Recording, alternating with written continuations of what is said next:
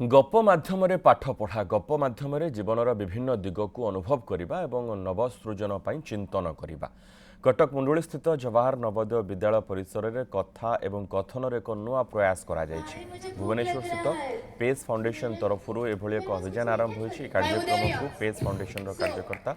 मोनाली मोहांती अन्य 5 जन story teller परिचालना करते विभिन्न श्रेणीर 200 अधिक छात्र छात्री सक्रिय भाव में सामिल होते आरंभ में स्टोरी टेलर सविता पट्टनायक एक मोटिवेशनल गप माध्यम पिला कहते किभली जीवन में आशावादी होगा यापर गणित और ज्यामिति उपर आधारित गप कहते स्टोरी टेलर संपद महापात्र एथिरे पिला माने गणितर किटिकिमिया दुनिया को गप माध्यम सरल भाव में बुझी स्टोरी टेलर मीरा झंझा दास गौरहरी विश्वाल अमीय पट्टनायक गप माध्यम किभली सृजनात्मक चिंतन करेब तार प्रतिटी सोपान को पिला शिखाई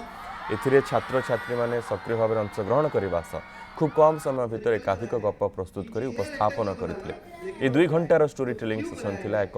नुआ परीक्षण।